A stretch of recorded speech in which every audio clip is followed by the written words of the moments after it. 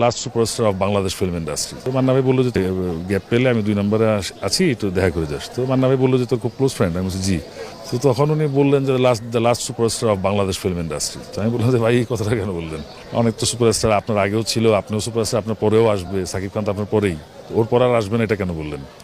তো তখন তিনি বললেন যে টোটাল একটা হিরোর যেমন সুন্দর তেমন অভিনয় দক্ষতা তার অনেক, তার ফাইট অ্যাকশনের প্রতি তার দক্ষতা অনেক, তার নাচের মানে রোমান্টিসিজম প্লাস নাচের প্রতিও তার দক্ষতা অনেক। তো টোটাল প্যাকেজ একটা বিট করে আরেকজন দাঁড়ানোটা একটু কঠিনই হবে। আর যেহেতু ওই সময়টা থেকে চলচ্চিত্র একটু মানে আমাদের বিজনেসটা একটু ভাটার দিকে চলে যাচ্ছিল, মানে একটু কম হচ্ছিল আর কি। তো বললো যে একটু ক্রাইসিসও যাচ্ছে সব মিলিয়ে, তো যে কারণে হয়তো আর এরকম করে কাউকে প্রমোট করা যাবেও না, আর গেলেও হয়তো সব কিছু মিলিয়ে ওকে বিট করে সামনে বাড়াটা একটু কঠিন হবে, তার সেন্সে তিনি বলেছেন। কিন্তু আমরা পরিলক্ষিত করলাম যে দেখেন আজ পর্যন্ত ঠিকই মানে বিগত প্রায় 15-16 বছর বা 17 বছর 18 বছর সাকিব খানের ছবি মানে সুপারহিট ছবি, সাকিব খানের ছবি মানে ব্যবসা সফল ছবি, সাকিব খানের দর্শকপ্রিয়তা সবার চেয়ে বেশি।